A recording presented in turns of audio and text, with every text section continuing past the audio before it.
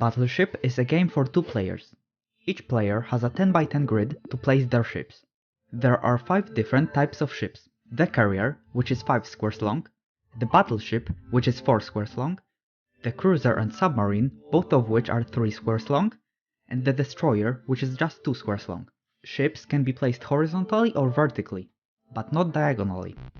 You can't see where your opponent put their ships. Players take turns picking a square on the opponent's grid to shoot at. After each shot, you only find out if you missed or hit a ship. When you manage to hit all the squares of a ship, your opponent will tell you that their ship has sunk. You don't know where your opponent's ships are, so you might wonder where to start with your first shot. Is there a good strategy, or should you just shoot randomly? Well, there are 100 squares on the grid, and only 17 of them contain a ship. So if you shoot randomly, without even paying attention to whether you hit or miss, on average, you will sink all your opponent's ships after around 95 shots. But your opponent will certainly do it faster, so we need to figure out a strategy. We need to take advantage of the thing that we know after every shot if we hit a ship or missed. In a strategy called Hunt and Target, you start by shooting randomly. When you hit a ship, you know that one of the 4 squares around your hit also contains that ship. After another hit, you already know if the ship is placed horizontally or vertically. Keep shooting until you sink the ship. By using this strategy, you'll on average sink all your opponent's ships in around 66 shots. But we can make it even better. The smallest ship in the game, Destroyer, occupies 2 squares. So that means you don't have to shoot squares right next to each other. You can shoot every other square, like a checkerboard pattern. If you sink the Destroyer, the next smallest ship is 3 squares long. So then you only need to shoot every 3 squares. And once you've sunk all the ships that are 2 or 3 squares long, you can shoot every 4 squares. And if you know that your opponent only has a carrier left, you can shoot every 5 squares. By using this strategy, you will on average sink all your opponent's ships in around 55 shots. But we can create an even better strategy using probability. To make it simpler, let's look at a 5 by 5 grid first. We know that there is a 3 square long submarine somewhere here, and these squares are empty. We want to figure out where to shoot next to have the best chance of hitting it. We start with every square having a probability count of 0. The submarine can be placed here, so we add 1 to these 3 squares. It can be placed 1 square to the right, so we add 1 to these 3 squares. And we go through every possible position that the submarine can be placed in and add 1 to the squares where it can fit. We pick the square with the highest probability and shoot it. If it's a miss, we go through all possible submarine positions again and update our probability map. If it's a hit, we shoot the squares around to sink the ship. If the opponent has more ships, we calculate the probability maps for each ship and add them up. For example, these are the probability maps for Destroyer, Submarine and Carrier. After adding them, our overall probability map looks like this. At the start of the game, when your opponent has all their ships, the probability map looks like this. More red squares mean there is a higher chance of finding a ship there. You begin by shooting somewhere in the middle. After each shot, you update the probability map based on what you've learned. When you hit a ship, you shoot around it to sink it.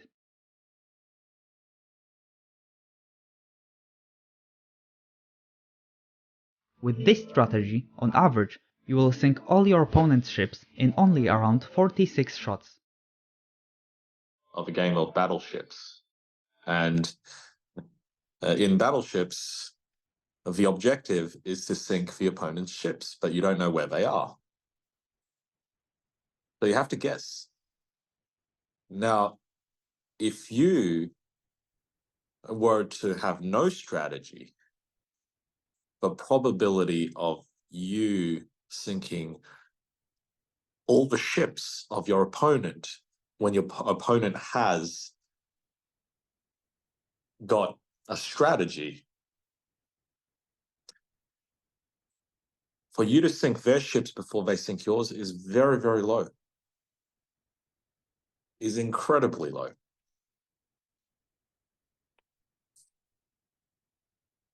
So here we are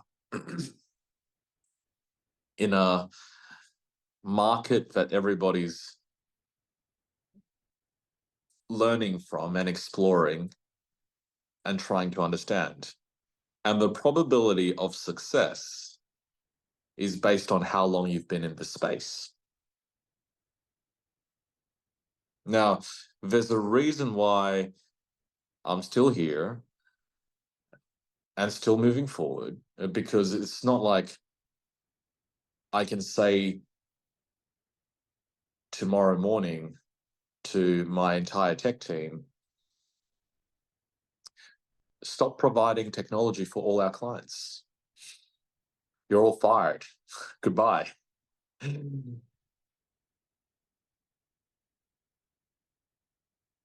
So, I just have to keep going through the ecosystem and doing what is ensuring that I'm able to keep my staff paid. So the probability of me leaving this industry is zero, because I don't really know what else to do. So for better or for worse, for people who are like, Sam, you should stop. Stop what? Stop running a technology company and making sure that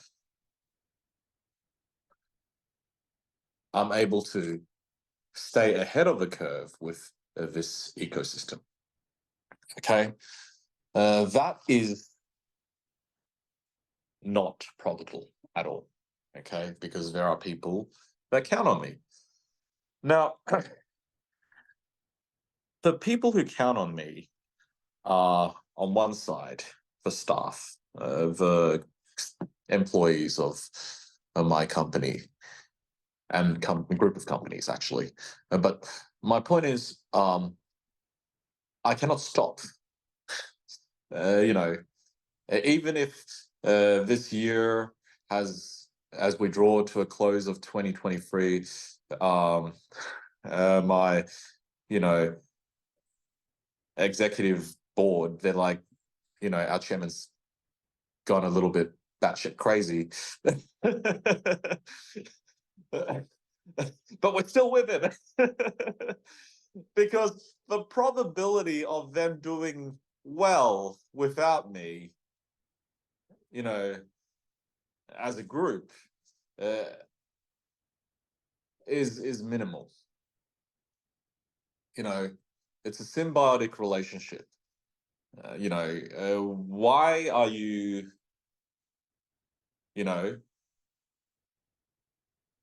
driving things at the very front? Because you're in a fast-paced, fast-moving industry, and you have to push the boundaries.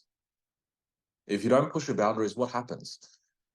It means that a scenario where you get overtaken by competitors is an inevitability. Remember, everything has a beginning, middle, and end. Our lives have a beginning, middle, and end. A company has a beginning, middle, and end, right?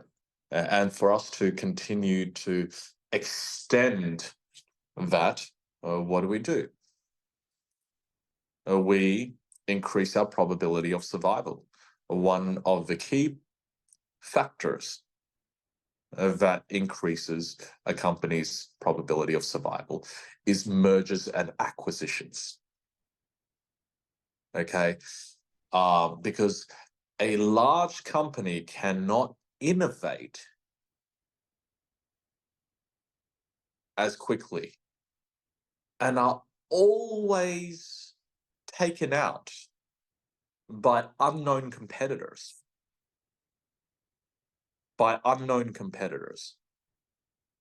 If I know who's my competition, I would go seek them out and destroy them. Now, destruction comes in the form of a merger or acquisition. Because it's like, hey, you're growing, you're on the trajectory of outgrowing me. So why don't I just buy you out? Or why don't I just merge with you? The reason why businesses go out of, companies go out of business is because they do not have the merger and acquisition ability to acquire known competitors. Because it's always unknown competitors that take them out. So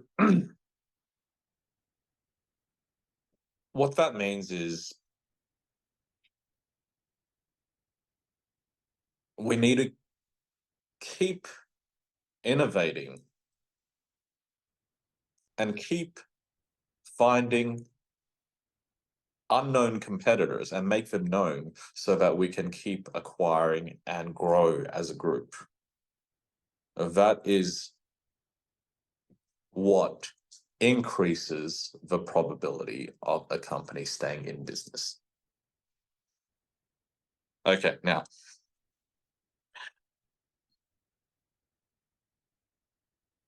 if we look at this space, and what I mean by this space, I mean by the crypto markets, there is barely any mergers and acquisitions. So everything just goes up and eventually goes down. There is no back up again.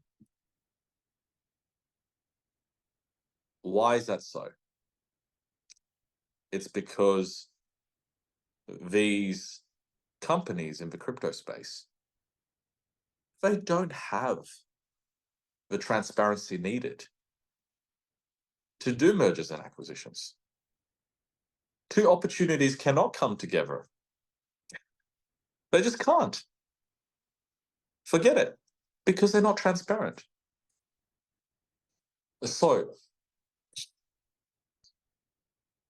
for the market to move beyond where it is right now, we need transparency. And I'm not talking about on the blockchain, because on the blockchain, yes, it's all there, but it's all unknown transactions with unknown parties, right? The forensics and the technology is just not there to make all of it known. So that is not transparency. What is transparency is for there to be an ecosystem where everybody can look at each other's data, can look at each other's numbers, can look and then do some maths on those numbers, of course, and then go, hey, you're on the rise. I'm almost done. I'm almost done. I can't continue. So since you're on the rise and I'm almost done, why don't we merge? Why don't we merge so that we give at least a consistent outcome to our community?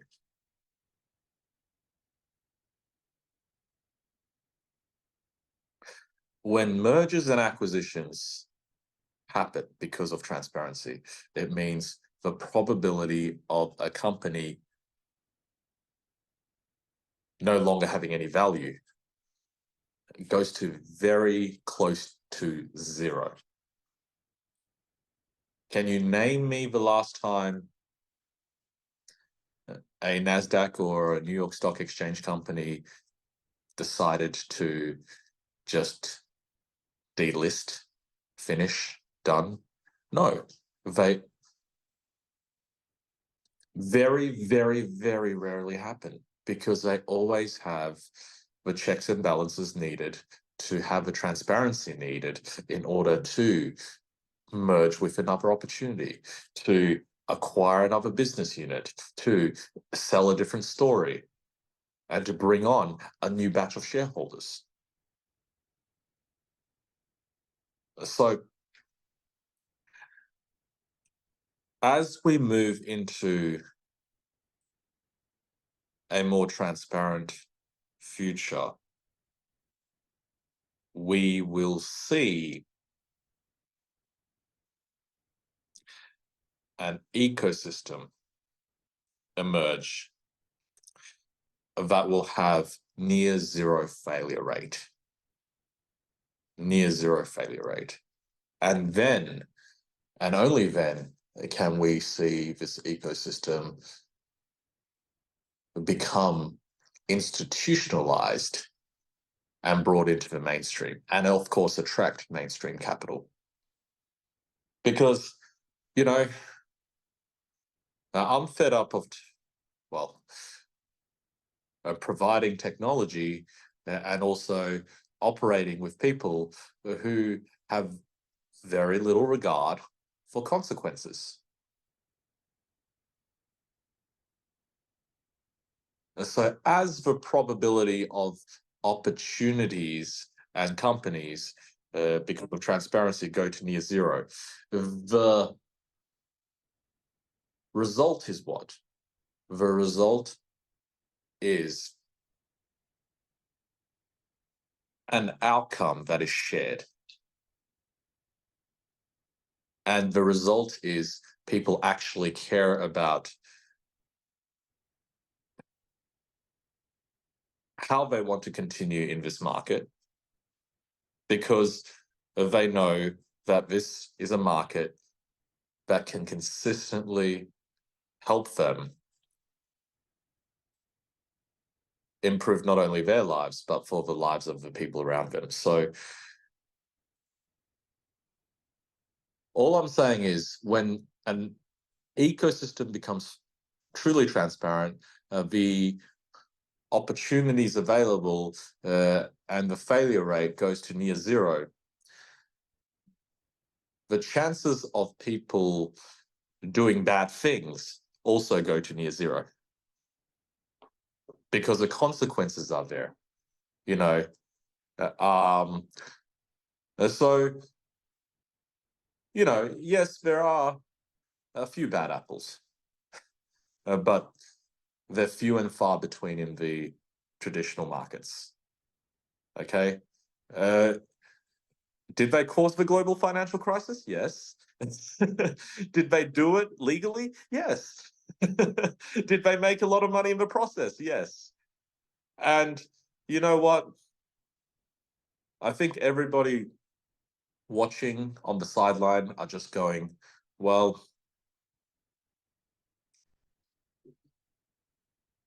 that's just the game.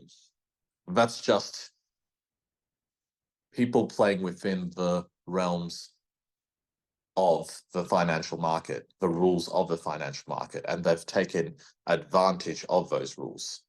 So for us to come into this crypto market, which is highly unregulated, we need to come into this space without emotions. We need to focus on the numbers, and we need to maximize our commercial outcomes by ensuring that we're doing it with people who have the least amount of probability of creating a negative outcome for you. And that is why, you know, it's important for me to just be here and be consistent to ensure that the right message gets across. I know it's so easy to just take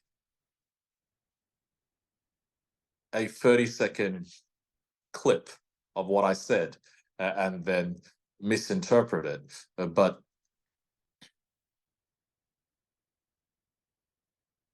that is why it's important for me to make sure that I show the full picture. Okay. The full picture is we all need to work very hard to understand there is nothing that has no risk, but we have to look at the probability. Okay. The probability of things going well versus things going wrong.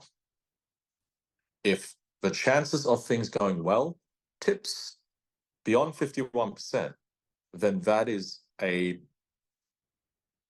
bet that you can play again and again and again, and the probability will land you in profit. So, yeah, I just want to emphasize and wrap this maths class up by just saying that we all need to just understand nothing is without risk, but there is always a way to make calculated risk so that the probability are stacked in your favor and against, of course, other people. Because it is a zero-sum game. Doing nothing means inflation eats into your savings, but it is a zero-sum game. Doing something means you are taking risk, and you need to make sure that you're having the probability stacked in your favor. That's it. Thank you. I actually love that. That was great. Thank you, Sam. And it's true. Like if you do nothing, you're going to get nowhere. People that make it are the ones that will take risks. And so, you just got to decide whether you want to be a risk taker or not, and then go for the one that's not as high risk. And that's for us to all work out, right? That's why we're at math class. See you again for the next class in about 5 days or something. And you have a great week, and we'll catch up again soon. See Okay, you. great. Bye-bye. Bye. Okay.